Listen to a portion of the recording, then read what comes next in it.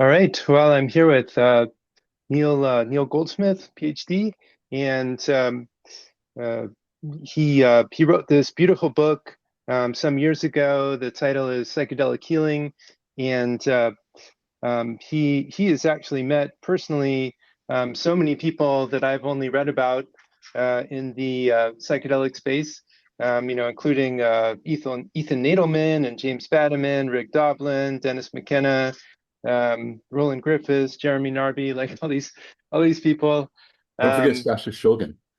yeah, okay, right, Sasha Shulgin. So yeah, people that have since passed away, um, and so it's really my honor to meet Neal, and I'm so delighted that he was willing to look at my book, and I am really curious to hear about what his impressions were. Great, thanks, Joshua. I just should explain how I knew all those people.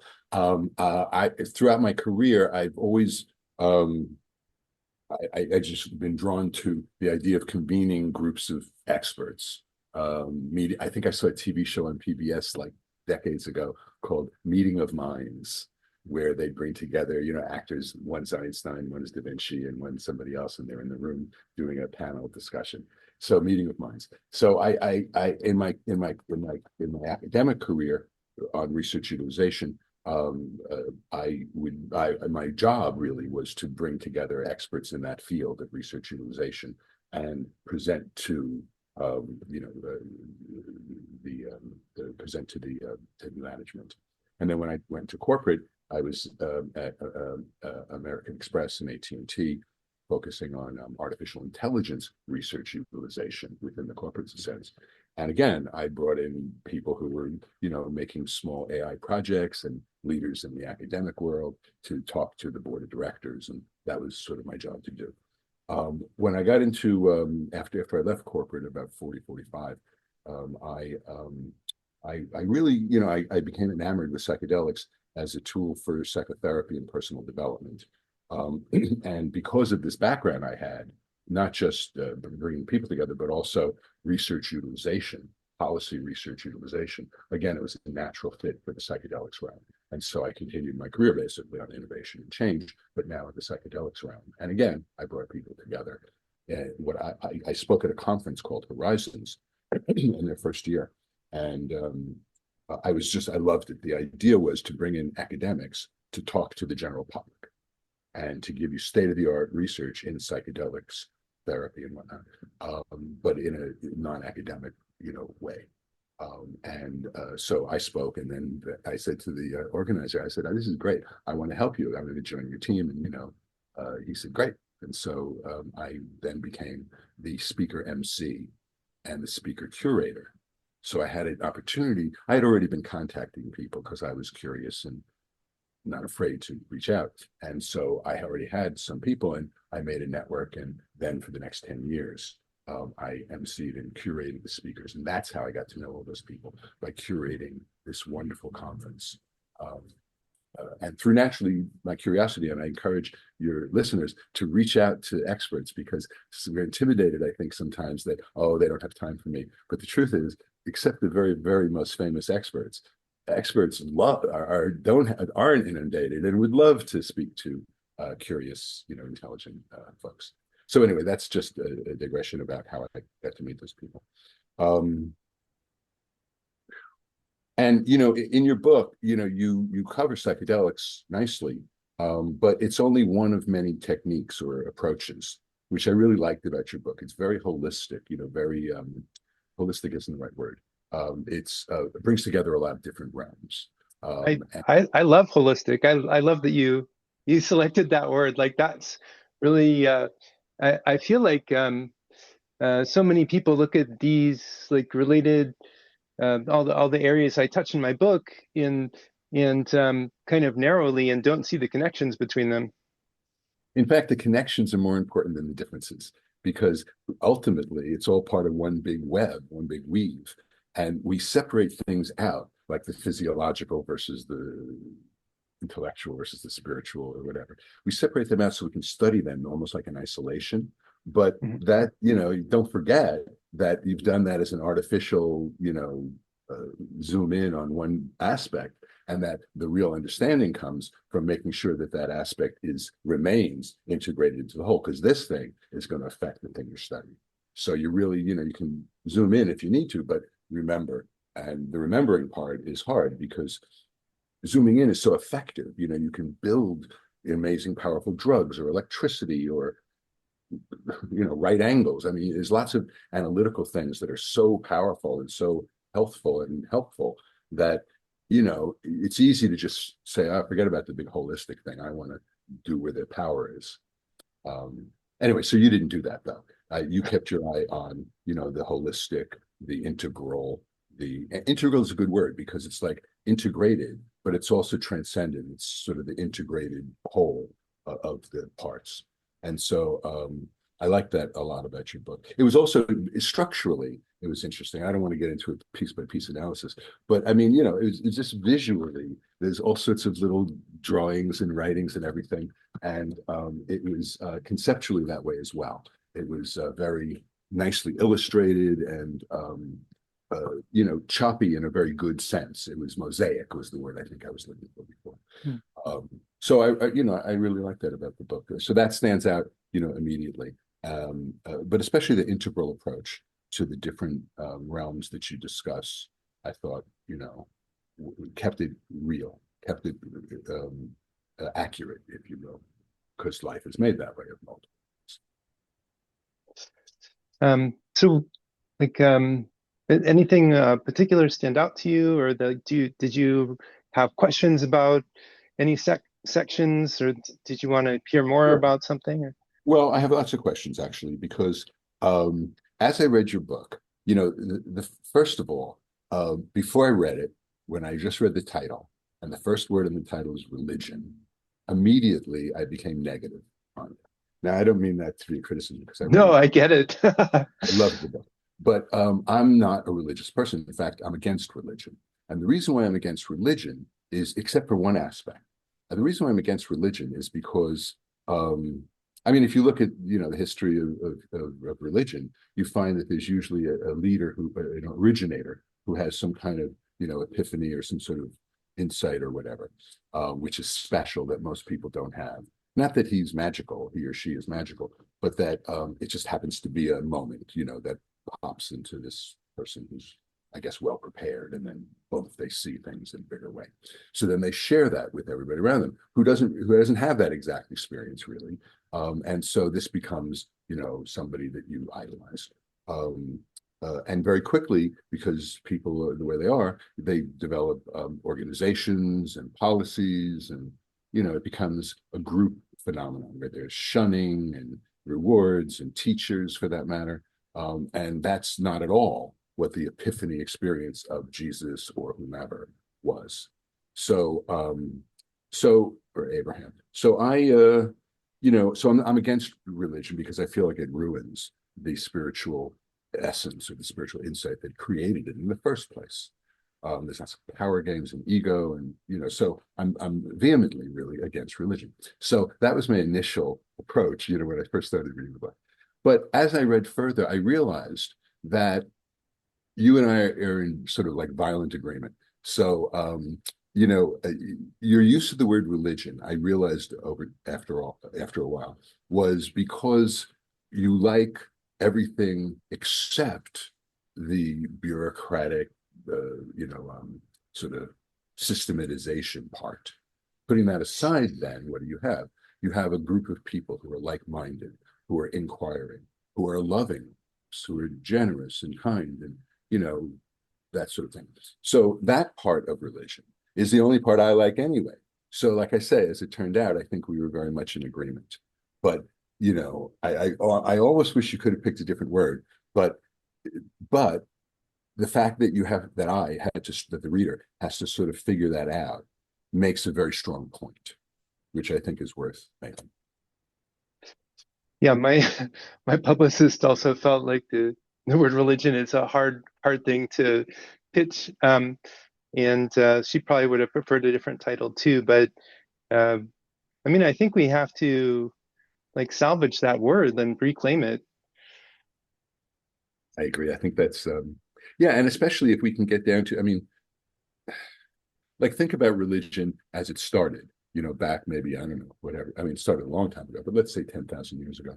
Um, what did it mean? What was it? It wasn't like the Vatican, it wasn't like an organized global type religion at all. It was tribal. It was based not just in a, not just size, not just the size being small, the number of people, but also the fact that it's an organ. It's organistic, organic. It's an organic thing. It's one whole thing, the community. It's not just a connection of 70 people or whatever. It's something more than that. There's something knit genetically, for that matter, and culturally, and in every other way. So when they practiced their religion back then, it wasn't what it is now, bureaucratic and organized, and sort of like it's almost like a factory, to create some, and out comes out of the production line comes, some product, right? And so religion is almost like a factory, but they didn't have that back then.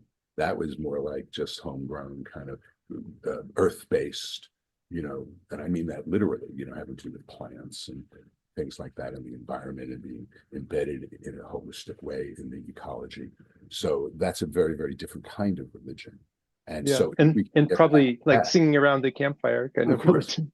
Yeah, absolutely right. So if we and with visionary plants, yeah, loosen your perspective, because it's so important to be able to do stuff good, like sharpen a knife, for example, so that you can survive. It's very adaptive. But the ceremonial use of the visionary plants brings us back down to the essence or the foundation of all that articulation. And that's really important to remember, because that's the holistic sort of framework within which we all exist.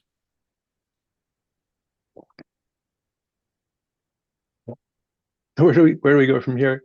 Oh, all right. Well, um, so another thing that was interesting, I thought, about the book was your use of IFS, maternal family systems. And, I'm not a practitioner, although I'm pretty familiar with it from a couple of colleagues who are practitioners. And, before this call last night, I looked, because I have this sort of, every time I hear about it, I think about, and I like, the sort of role play approach of different, dealing with different aspects of who you are. But every time I hear about it, for years now, I think about psychosynthesis, Roberto Assagioli. So Assagioli was a Freud disciple, and he created psychosynthesis to synthesize the analytical and the Eastern religious philosophical, as into one framework. And it's kind of similar to IFS. And so, just briefly, the sense is that you have this core self, maybe with a capital S, if you will, and then you have these sort of sub-personalities, and you can flip back and forth across them all day long. So maybe if I'm driving my car with my mother in the passenger seat, I'm the dutiful son. But let's say somebody cuts me off and I get angry or lose my temper or whatever, and then all of a sudden I'm in the angry, retribution, whatever, personality. And then that phase, I go back to mom. Then I go over to, organizing the visit, or, different. And it's seamless. It's not exactly seamless, but you don't notice the switching changes. They're clusters of personality traits. And that yeah, therapy of psychosynthesis is to realize that this is the real you, the essence of you, and that these are real. They don't go away. They're not illusory, but they're subsidiary to this. And so you stop residing in the individual subpersonalities and you re-identify with the core. So there's a lot of similarities. So when I looked it up last night, it said Assagioli and psychosynthesis predates IFS by a few decades. And it said, one of the sources mentioned that indeed it was, I don't know how they put it, not based on, but related to, and that they were aware of psychosynthesis as they created IFS. But IFS is much more therapeutic oriented, and psychosynthesis is much more kind of philosophical, framework oriented. But anyway, I like, used IFS, which, is a great tool. It's very popular, very, useful. So I should probably learn more about it. I did actually in the book. It's good. So those are the things really, the IFS, and the religious, question. Um, the format was so wonderful. The basic idea too, I'm just going in my mind through the different aspects. Just the idea of getting rid of the belief part of things. Oh yes. So all right. So one more thing, getting rid of belief. Um, Buddhism. Buddhists are not a dogma or a doctrine or anything. They basically say, well, I shouldn't say that Buddhism is a big thing, and there's lots of different ways to do it. But in essence, the thing is empirical. It's like, I'm not going to, you don't have to join, you don't have to believe, just meditate and see what happens. And if it works, then great, you agree with our philosophy. And if it doesn't work, you can go your way.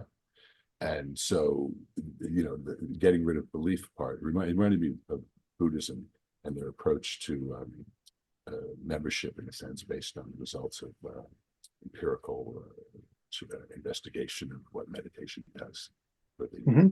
for the potential of a seeker. Yeah, that's a good example. Like Buddhism is one of the, I don't know if it's the most like process-based religion. Um, but it's up there. It's like one of the ones that really emphasizes process over beliefs. Yeah, absolutely. Yes, that's yeah. I mean, but again, thinking about my bias against religion, because even Buddhism, which I really um, I think it's the best religious philosophy there is, but it gets bogged down in bureaucracy, just like any other human endeavor. If you don't pay attention, if you're not, attention is the big part, where you focus your attention, and whether it's conscious or not to you. So, so Buddhism can be very bureaucratic. Look at the Potala. The Potala is that wonderful tall building in Tibet that is the home of Tibetan Buddhism, and there's thousands of young boys from all around Tibet who come to Lhasa and live in the Potala and get trained to be monks, because there's not much other kind of work to be done there. You can't do much farming. So so they go there, and then there's teachers, and it's the seat of the religion and also the seat of the government. And it's many stories, it's like 12 stories or something. It's remarkably, it's a big building for that part of the world. And I always just think of the levels as sort of reflective of intellectual stratification of ideas, and articulation, categorization, naming things. I'm a big 0 or 1 guy. Once you get to 2, 3, 4, 5, it's like my mind glazes over, because there's so much detail.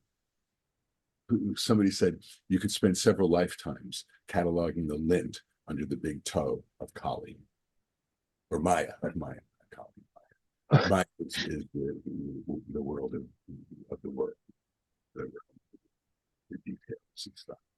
Yeah. So, you know, and again, most of those religious philosophers, Jesus and whomever else, started out with this issue of you know, the contrast between the affairs of humans and the context, the spiritual foundation of things, and pay attention to the foundation. They basically all say, Yeah. Because this stuff, the frontal lobes kind of distract us from foundation stuff, because it's adaptive to be able to manipulate the environment. So you get distracted from the essence part. Okay. And so what's different about my book that like is hasn't really been written about before? Or like, well, what new ideas did you find that you hadn't heard about? Or Not really. No, I think all the ideas are out there in a way. This is not a criticism. I think because the great part of your book is that you pulled together these different approaches. It's like, into a whole, cloth that I think was quite effective. It's like a not a patch. What is a patchwork quilt? It's like really comes together very beautifully as a whole. And so you bring together all the elements, like, the things we've just been talking about, IFS and Buddhism and psychedelics.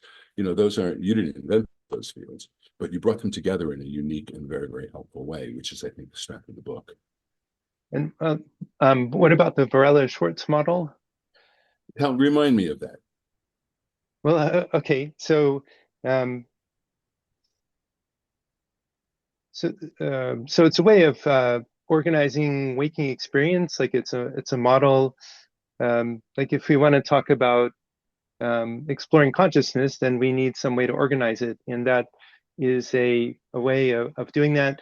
Um, and it's organized along first, second, and third person perspective, looking either inside or outside. So looking outside, it kind of matches the pronouns of grammar, and looking inside, I think the analogy is that like first person is self, and then second person is when you'd be blended with a part. Third person is being with a part, but like in an unblended kind of way. The reason why I don't remember it that way, I remember it now, is because when I get to theories that do that, like name things and chunk things and categorize things, I don't really focus that into it because again, I think there's so many different ways to slice a pie. You take how many ways you can slice a pie. You can slice it into 6 slices, 8 slices, 1,000 slices if you could. And so parsing the world is useful, but I don't know, people, and there's so many theories out there where somebody lays out a categorization scheme that maps to reality pretty well and might even be very helpful. But there's so many of them, and they're all a little different. So, there many, the good ones, I think, point in the same direction. It's true. But even those good ones that point in the same direction, chop it up a little differently. And that's fine. So when people say, well, should I don't know what approach I should take. I say, as long as it's venerable, been around for a while and proven its success, and you found a good, sincere teacher, and you are sincere in your effort, then it doesn't matter what school of thought you get involved with, or what approach, or what technique. More or less. I mean, I'm generalizing, of course, and there's lots of exceptions to that statement. But in general, what I'm saying is, there's so many different, like if you think of reality like a plasma, like in physics, they contain it with magnetic fields, and it's like this plasma, right? And so, like, if you're here and looking at it, you're a poet and you describe it. And if you're here and you're looking at it, you're a physicist, right? And if you're here and you're looking at it, you're a religious person. But it's all the same thing. So it doesn't matter if you want to be a physicist or a poet, you can still get to the essence of reality. And if you align with that, if you notice that, if you focus on that, then you're going to be a happier, healthier person, which is really in a way the point of your book. So I'm not really too big on theories so much, honestly, except my own theory, I guess, distinguishing between the details of the mind and the environment and essence, that sort of core shell theory. I'll tell you about the core shell theory. The core shell theory is where you're born in uninfluenced by psychology or your parents or things like that, and we're all born sort of more or less perfect in our own individual different ways, but in essence we're perfect because like a seed. Like you take seeds, there's individual differences between the seeds that you plant, but they all have the same program to unfold. So that's the way we are, right? So then that's your essence. And that's your soul, if you will, with a small s, because I'm not religious. And so then that begins to emerge. But your parents, of course, who have their own articulated personalities, neuroses, whatever, come, say, no, this is okay, and this is okay, but this one you can't do anymore. And so the baby has to create some sort of personality scaffolding that fits the template of the parents. And it's not the essence, it's not the same, it's a little different. And so you can't be this anymore. So what do? You go up here to the shell. This is the interface between the outside world and the inside world. And this is the ego, because the ego actually does all the work and the articulation and everything. And since it's powerful, the soul, which has now been sort of dismissed by powerful parents, you disidentify with that, and you identify instead with the powerful ego, and that becomes your sense of self and identity. And so hopefully as you get older and you leave the family and you start therapy or psychedelics or whatever, you can come to see that this isn't really you after all, and you disidentify with that and you re-identify with your core, with your essence. So that's the core shell theory of personality development. Okay. And so how do you see psychedelics helping with that process? Well, psychedelics are, first of all, the phenomenology, the experience of taking psychedelics, they're so powerful that it can be scary, distracting, confusing, overwhelming. There's all those things that aren't really helpful for uh, um, uh, what I'm about to say, which is what do they do, right? Because before you kind of can do that, you get involved with all of this incredible power and weirdness and distraction and visuals and everything. And so, but after, if you're in an environment like a tribal setting or someplace where they really get it, or you have good guidance from strong, mature people, or over time, you've come to, kind of relax in this face of all this excitement and get down to, what's going on down deep. Then what they do is primarily they're illuminants. It's like the miner's helmet with the light on the forehead. Wherever you Sure. look, is illuminated, right? So, you know, um, but you don't want to get too enamored with the light, with electricity, with the bulb. You want to focus on what it's illuminating. So people who study psychedelics, I'm pointing to the flashlight, um, can also get distracted again by the details, by the articulation, by the study of the one isolated area. But that's not what psychedelics do. They illuminate what? They illuminate essence because of if you think about the core shell theory, this is the essence, right? But you're up here. So you take a psychedelic and all of a sudden you say, fuck, look at all this stuff. Oh, wow, you see this glowing, throbbing, illuminated orb at the base of you, at the bottom of you. And that's me. That's the person I was born as. That's the real me. And so you can begin to disidentify with the ego and the personality and the neurotic personality scaffolding you've created to deal with parental disapproval and stuff. And you can get back down to the essence of who you really are. So that's for me, and that's internally. So they get down to the essence, but externally directed, people frequently talk about being in nature and seeing the beauty of the universe, looking at a mountain range, feeling, well, it's the same thing, because the deepest part of you, which is unencumbered by the structures of modernity and everything, is true. And so is a mountain, also true in the same way. So you can, I don't want to say see God because I'm an atheist, but the way psychedelics people talk about seeing God, you can do that by looking inside, and you can see that by looking outside into nature. You don't want to be downtown Manhattan with cars and smoke and stuff like that because that's all man-made. So you want to get to essence, and you can see the beauty in that too, and see that as man-made as well. All the cars and traffic and stuff. It's just harder to notice it as that. Yeah. So it sounds like your idea of like how to use psychedelics is very aligned with self-concept differentiation, that section in the book where, I mean, that's what I'm talking about is kind of releasing your identification with all these parts of your personality that are just temporary or incidental. Is Functional, it? Mhm. adaptive, Or, yeah, and functional, of course. but not Yeah. essential, not essence. So, Yeah. but if you can keep that articulated view or analytical view toward things and simultaneously be grounded, you know, I think of, I don't know, it's kind of a trite to say it, but I think a bit of Einstein, who was so, I don't know, so mature really in his philosophy, and yet very, very mathematical and theoretical and analytical. So Mhm. seems to have kept the grounding part as well, the connection to Yeah. the essence. And so just moving to the next section, like the idea of using different substances for triangulation, did that resonate for you?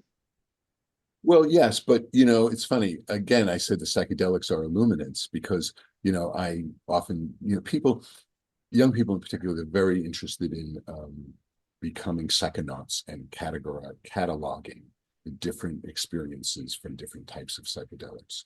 And while there are differences, it's true between, I don't know, well, I mean, I'm talking about the the chemically classic hallucinogens, they call them, the psychedelics like LSD, the tryptamines, LSD, ayahuasca, DMT, um, uh, things like that. Peyote is similar, very similar in effect, but it's not the same class of chemicals. Mushrooms is over here as well. So the classic psychedelics, um, there's differences between DMT and LSD and psilocybin, just those three particularly. There's specific differences, and you can go enjoy and emphasize the different things, and also the different things. I'm doing it now this way because some might be deeper, some might be more universal, but and that's a good thing. But they all, as a class of drugs, they share the same characteristic of illumination, of intouchedness, of attention. And to me, when I see people, try to do the differences and making a big issue about how this one helps this and this one helps that, I kind of say, well, yes, but I'm more interested in it's sort of like meditation in a way, psychedelics for me. Meditation is a very bad word, and I'm not really fond of meditation as a technique, but the idea of it, of focusing inside and focusing on your breath and silencing your mind is wonderful. Um, so, psychedelics sort of cut through the static or the details of life and, get you down to the essence. So using, differentiating parts of your personality and using different drugs for different purposes is useful. But again, I think the hard part is to keep in touch with this while you're doing that, because people get enamored with the power Okay. of articulation. Um, so, so I was asking you about triangulation, and you seemed to imply that I was suggesting that there are differences among the classical psychedelics, but really what I had in mind is the looking for like very, very different experiences, like comparing, a serotonergic psychedelic to cannabis, to meditation, just Oh, as a that, way. I'm sorry. I misunderstood. Please continue. Okay, yeah. And then I'll reframe my answer, but I want you to finish. Okay. So like having a variety of ways of um, entering altered states as a way of kind of creating this controlled chaos that allows you to release your identifications. That's kind of where I was thinking of using it. I think that, that yes, of course, and especially if you're working with a teacher, someone who knows which approach that you kind of need right now, which is most blocked or which has the most potential for helping you. Yes. But, personally, I find psychedelics to be, the most effective of them all in a way, because You mean they the serotonergic line, like the serotonin 2A receptor ones? Yeah, for the most part, yeah. I mean, but I'm saying as compared to, let's say, cannabis or meditation.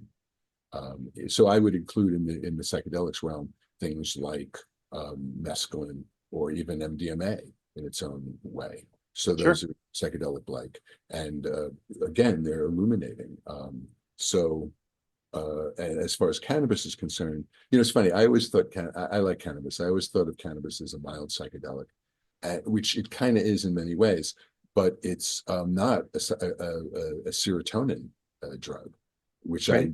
which I only learned recently, and I've been smoking for so many years. So that's interesting. And the same thing with ketamine, for example. Ketamine also has psychedelic aspects to it that are very interesting and very, um, useful. But again, it's not a serotonin psychedelic. So there's lots of ways to have altered states of consciousness. You can do it through drumming, through dancing, through, you know, mortification of the flesh, through sensory deprivation, and interestingly, also through sensory overload. So, Tom Roberts, who's has this multi-state theory of personality and psychedelics, talks about that as well. So, yeah, I mean, yeah. Yeah, I mean, so you're agreeing with my point that a variety of ways of altering your consciousness or going into altered states like could help you to gain more perspective. But and I also wanted to agree with your suggestion that the serotonergic psychedelics, there's something special about them. And uh, how did you find the chapter 7 on the Santo Daime? Um, I know people in Santa Daime and the UDV as well, the Union de Vegetal. And so, I have a lot of respect for that, but and I've taken ayahuasca many times in a travel setting up north.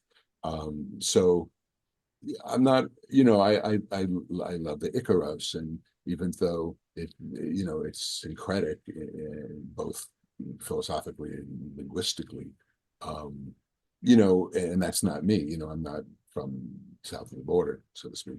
So eventually, I stopped doing that.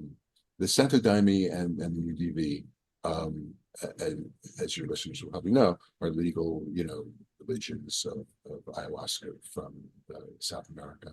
And they have some legal protection up here as well. The UDV has won some court cases as well. Um, so, uh, look, I'm not against at all. I love the various ways in which, specifically psychedelics, since they're so central to my sort of thinking and what's good for personal development. I think we need to reintroduce visionary plants and psychedelic medicine in a modern context, but sort of based on what was done tribally. So, I'm a big fan of that. So approaches like the UDV and the Santo Daime um, are fine, and if they help us to reintroduce psychedelics into society, then that perfect. That's wonderful. But again, I like I said, I did ayahuasca many times. I would say many, maybe 5 or 10 times over the years. But eventually, I felt that it wasn't my approach for on two levels. First of all, the cultural difference was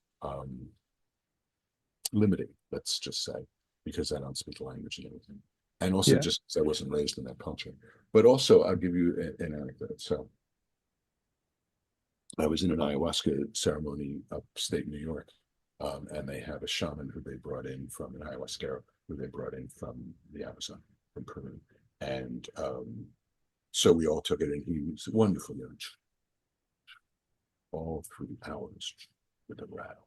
It's hypnotizing, it's beautiful, and the language and the Icaros and whatnot. So it's mesmerizing. But my focus, as we've already discussed, is core, going down to my essence. So in this ceremony, when I take psychedelics, on my own, I take them alone. I go into bed, I cover up, I close my eyes, I go inside, like Vipassana style. I go inside.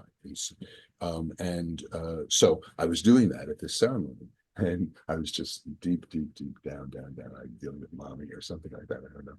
And all of a sudden I noticed shh, shh, shh, shh, shh, shh, shh, right near me. And I came up, and I opened my eyes, and there was the shaman standing right in front of me doing the rattle because he didn't want me to drill down.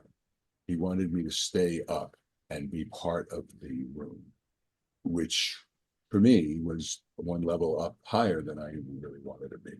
So after a while, I stopped. I stopped doing ayahuasca, and so it's like I'm for better or worse, I'm a northerner. I'm a product of modernity. I'm from America, and I don't want to emulate or too much. I want to learn from, but I don't want to emulate.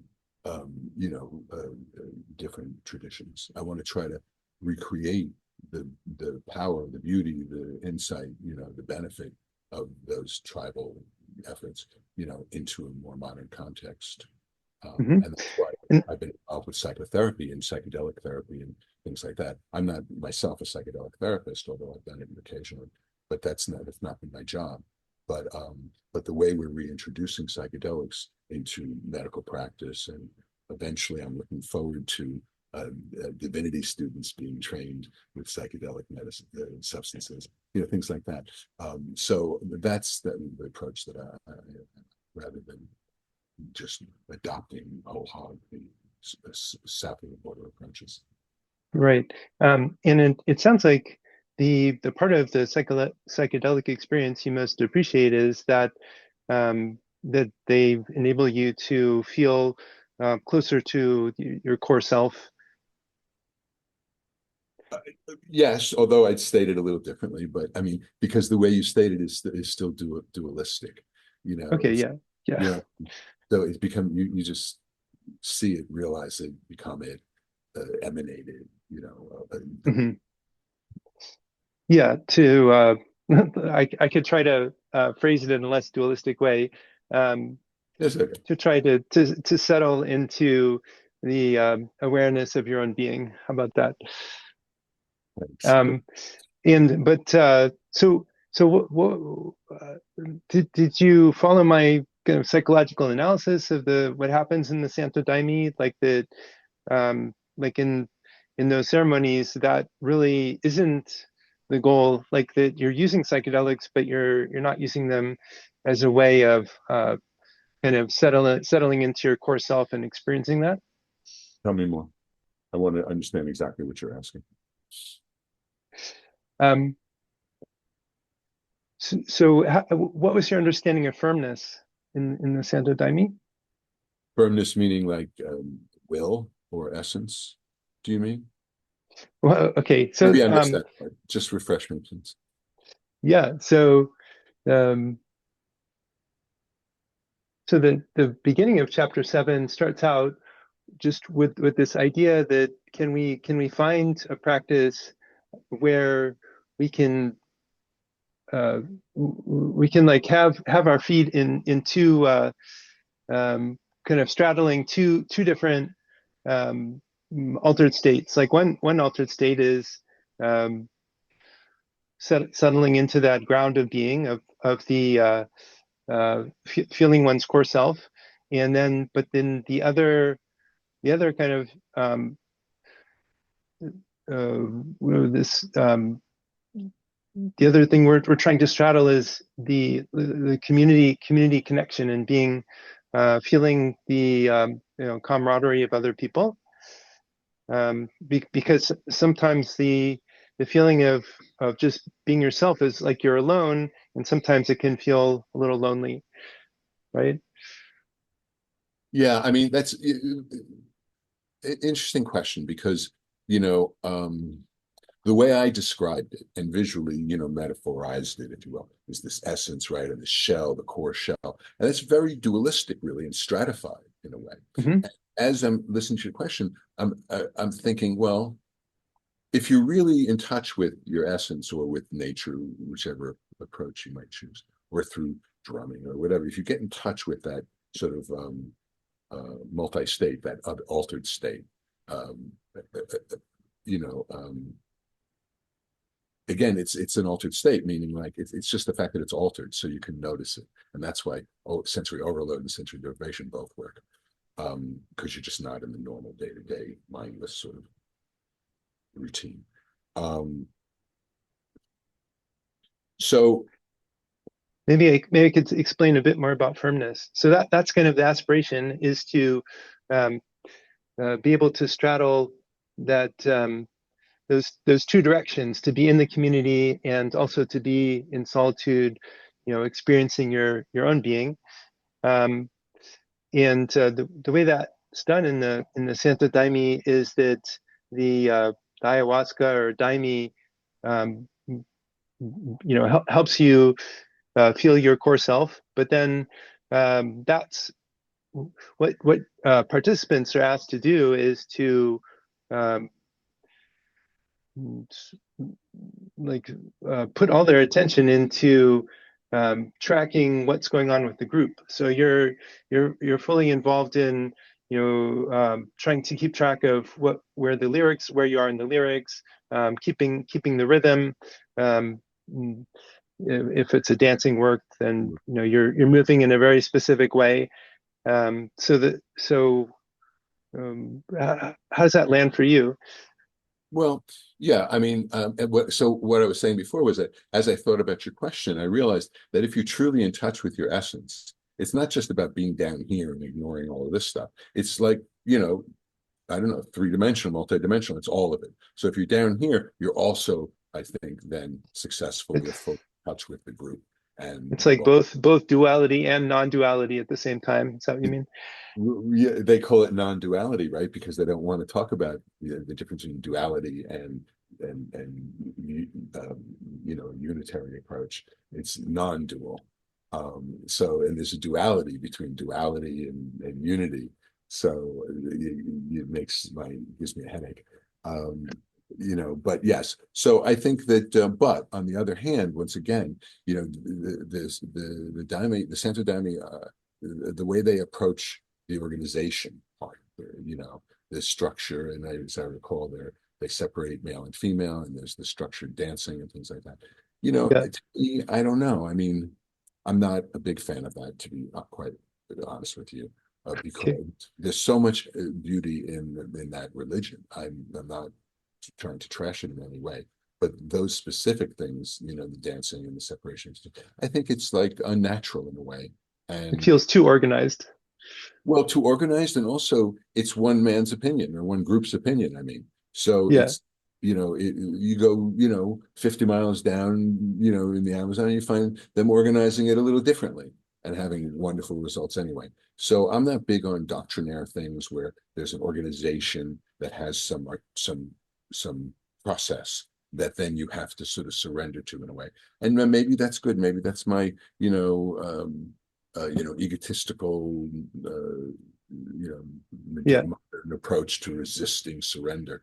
And I don't mean to, trash that person. Could very well be, but I just, for whatever, maybe it's one of the reasons why, I talked about wanting to focus on who I am, an American and a modern person, rather than trying to, force fit really or adopt a tradition that is maybe more appropriate for people who are from that tradition.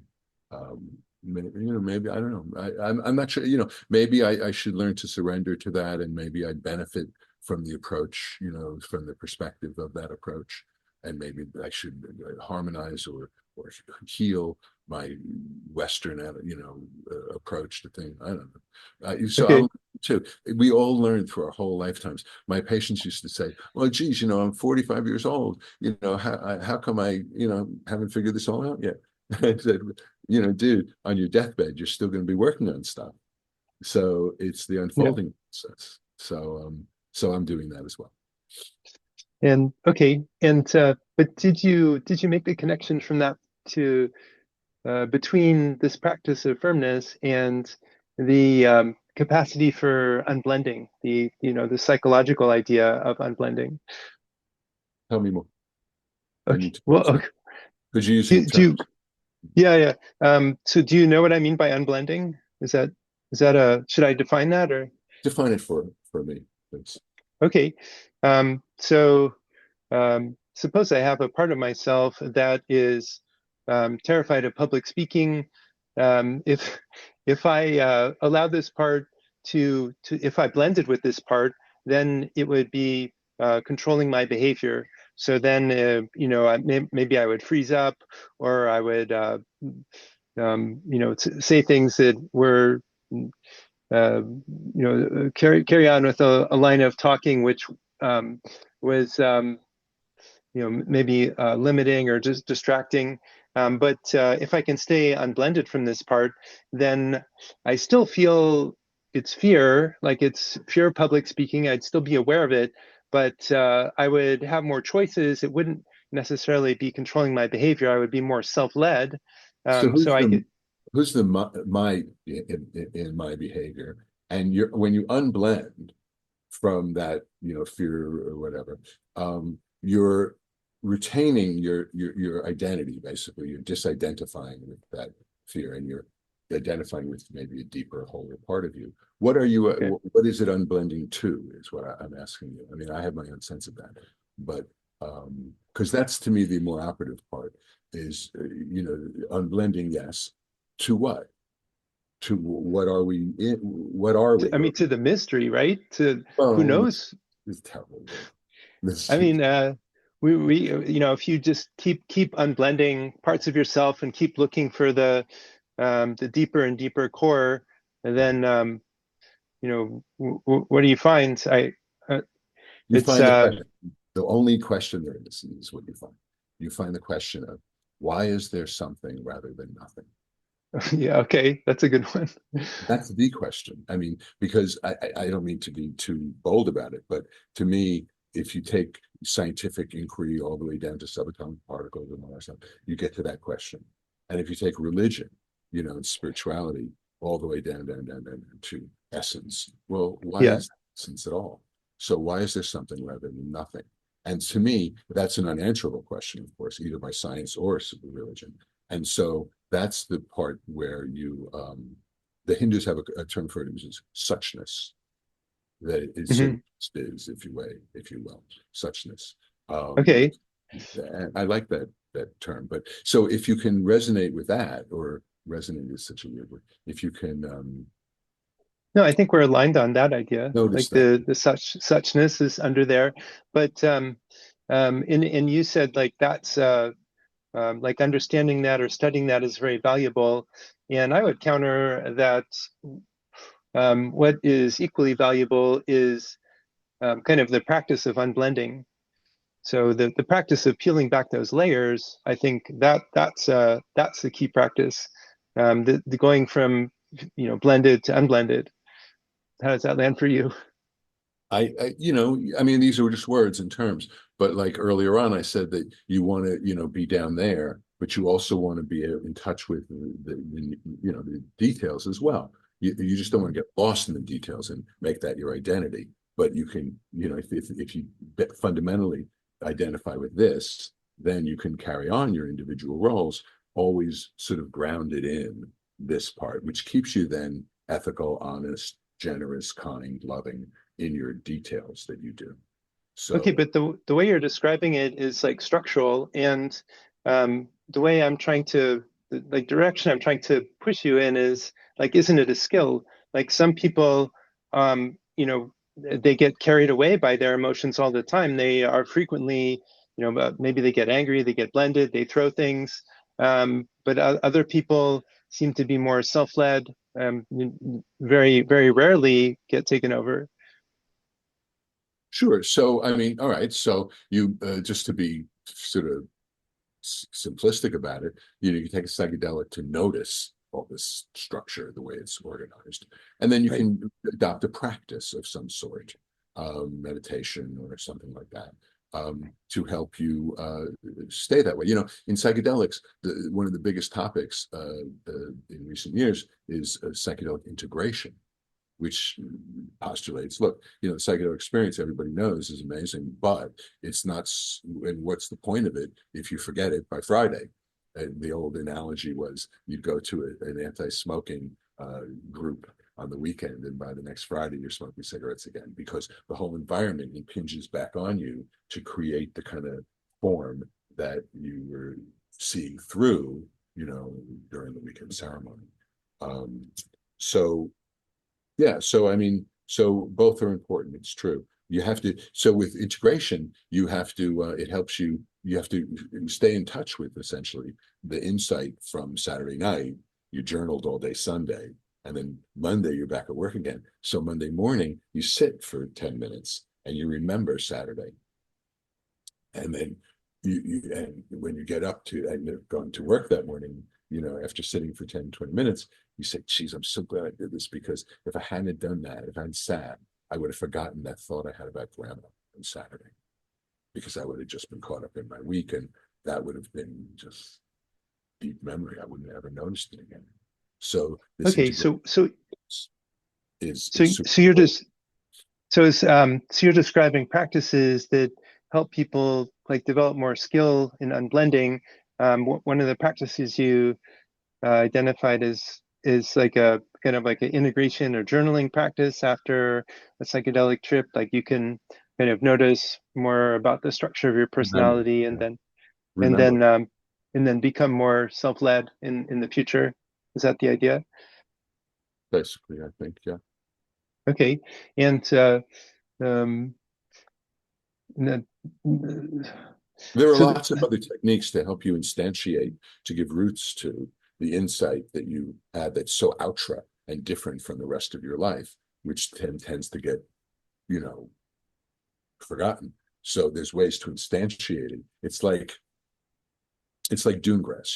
The dunes get washed away in a storm. So the town plants dune grass, thinking it'll hold it. They bulldoze more sand up. They have a new dune, and then they plant the plants. Well, the next storm comes along, it washes away the plants, right? So what they do, that's the psychedelic insights. So what they do is they have this ugly orange netting, excuse me, this ugly orange netting. And so they put that over the dune grass. And when the dune grass is finally given roots, then they can remove the netting. So the netting is some technique or something that helps you remember Saturday night long enough for the insights to integrate into your life. And your life can rearrange itself around those insights rather than having your old life, get rid of those insights. So you hold them in place, you focus on them, you integrate, so that then the rest of your life realigns to that more healthier perspective on things. okay, yeah, I like that There's a lot analogy. of there's a lot of different techniques to do that. Journaling is one of them. I'm not a big fan of Right. journaling, but that's noticing. Meditation has so much baggage from the East, and this idea of enlightenment, and it's so intimidating, especially for Westerners, to think about. I can't live in a cave for 40 years. How am I ever going to attain enlightenment? And that's also so hierarchical and judgmental and everything. So there's a million different techniques for focusing, and psychedelics, by the way, as we're noticing in the first place, is just one of them, one technique of many. And then what you do after it is there's many, many techniques to do it. So I think it's, again, perspective, the way you perceive things, the situation, and how you have an insight. You have the press of the environment, you have the frontal lobes, you have the essence. All that framework, is really important to remember. And then whatever tool you use to see it in the first place, and then to instantiate it over time in your life. There are better and worse ones, I guess, but the effort, the focus, the conceptual understanding of the framework and what you're trying to do within it is much more important than whether you choose meditation or journaling or anything else, or in the first place, dining or psychedelics at home in the bed. Those things are important to think about, to notice, but And the yeah, differences are important. okay. And did you also notice the other aspect of firmness that's really key is the idea of progressive challenge, because you're negotiating the dose you get with the server, and of course, if you drink too much daimi, then you won't be able to remember what to sing. Like you can easily lose track of the lyrics, and not be able to remain synchronized with the group. So maybe that's an effort to keep the dosage to a moderate level.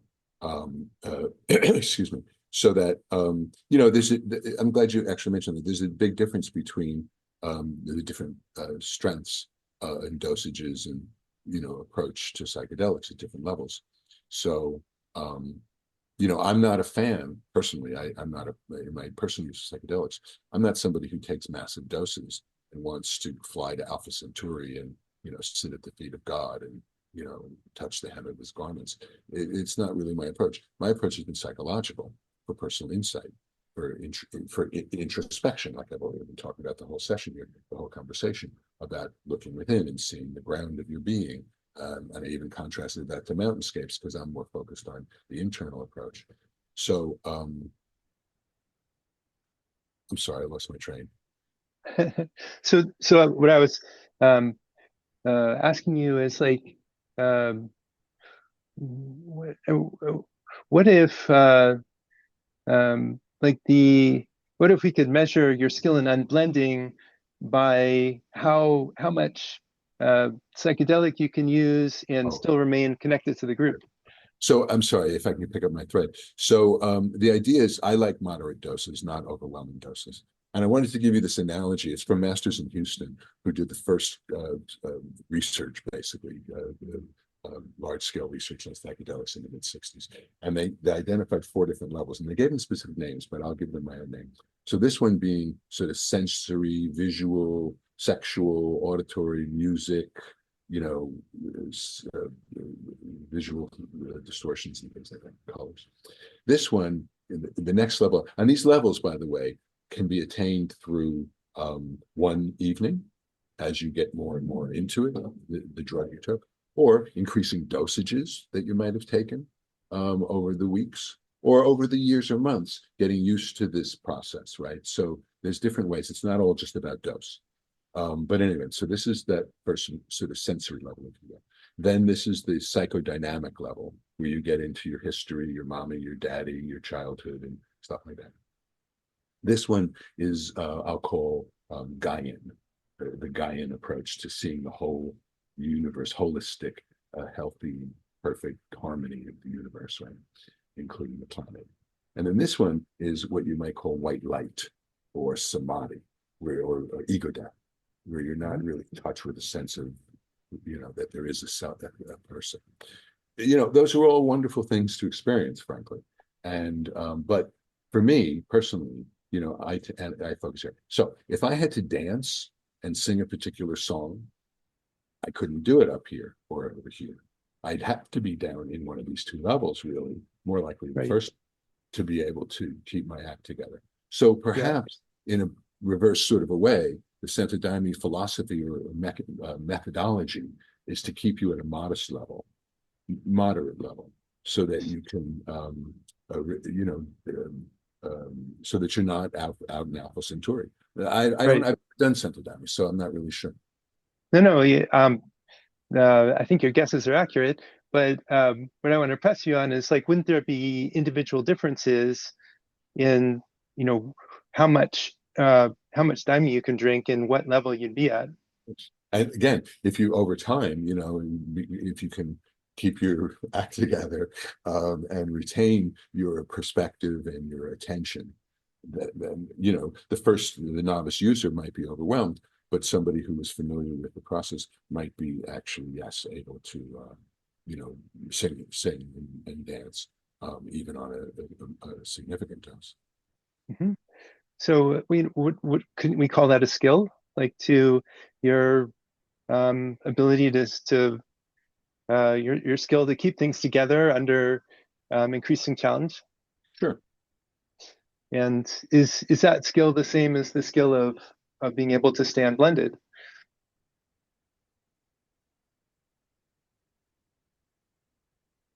Related, Okay. but not the same exact application. It's again, if psychedelics are illuminants or attention, you know, clarifiers or something like that, then those are 2 different ways that manifests by being unblended, by being able to, you know, retain your attention, um, maturity, you know, spiritual maturity, aging, hopefully in the right direction with the aid of these luminants. It's like you know, like cleaning your glasses. It's like, you know, that famous Blake quote: "If the doors of perception were cleansed, we would see the universe as it really is, infinite." And that's Hmm. doors of perception. That's, of course, you know, what Huxley used for his book title, "The Doors of Perception," about his mescaline Sure. trip. And it's Hmm. also, of course, like the band, the Doors, you know, how they got their name. So in a way, it's like cleaning, you know, your glasses. Okay. But I mean that's really the proposal in chapter 7 is that we can measure this skill of unblending through looking at your ability to stay, you know, hold it together under increasing challenge from the psychedelic. Yeah, but again, I'm sorry. I just, it's not my approach. I don't think struggling to hold it together or even developing the skill to hold it together by being exposed to challenging things. I'm not sure that's my approach. My approach is founded in love and relaxation and acceptance, not not challenge. I Okay. mean, there's enough challenge inside you in the first place. And there was the approach to internal challenges is acceptance, breathing, you know, you know. So if I'm focused on a challenge, let's say dancing and singing, right? It keeps me from the essence that I'm trying to get to, which I might be able to get to through simple breathing and inner focus and meditation, right? So I'm being distracted really in a way, and I'm having Right. to avoid the distraction and let all that stuff happen there while I'm going down, down, down. I don't want to be distracted. I want to be loved and released and relaxed down to the essence. Um, generally, that's sort of how we do it. I mean, and people can use psychedelics for many different reasons. Like the reason or the intention that you say you're bringing to your psychedelic use, like that's totally legitimate. And um, it's just that the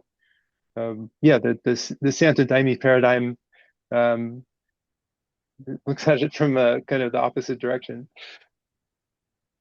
Yeah, and something. It's an interesting perspective about the possible, uh, ways that you can, disengage from and untangle, disidentify with the mind.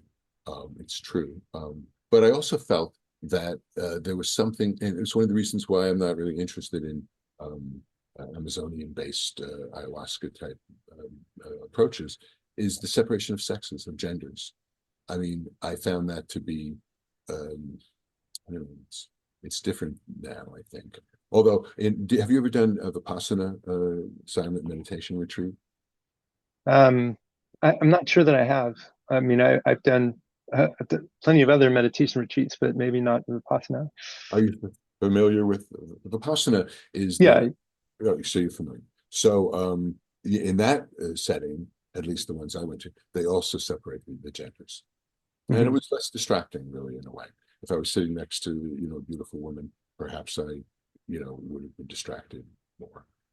So I understand, but and maybe that's another reason why I tend to do psychedelics alone. I find it easier to just go inside, to zone in, to go to my bottom of the ground of my being. Um, Houston Smith, I think, used that term.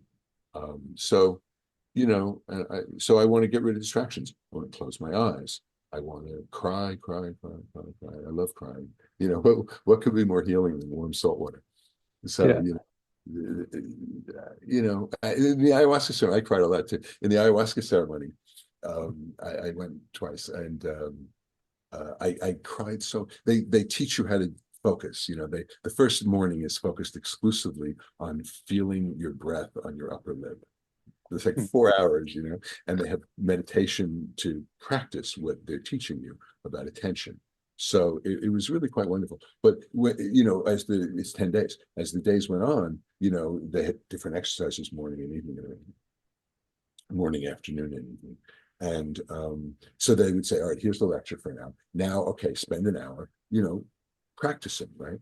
During the practice hours, instead of focusing on what they had taught that I was supposed to be practicing, I would start thinking about things that I'd done wrong, or the way I treated my son, or different mistakes I'd made. And I would cry. I was thinking about my mommy and my daddy and just crying. I cried so much that I had to change my t-shirt. It was like Mm. so many things. So in Vipassana, which is a silent retreat, you are allowed to speak to the teacher during the lunch hour. You have a private session. You can talk. And so I went to him and I said, "This is like I can't concentrate on the exercise." He said, "Look, remember what we told you in the first day about meditation, how you get an itch on your nose. And instead of just taking out your medicine and scratching it, just wait and say to yourself, I wonder how long it'll take before this feeling goes away." And by the time those 5 seconds are over, you have an itch over here. So, the sensation is transitory. So don't focus on it. And he said, well, in Buddhism, there's not five senses. There's actually six. And the sixth sense is your emotions.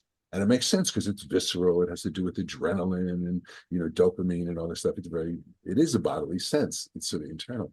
So just like this itch on your arm, your emotion will pass.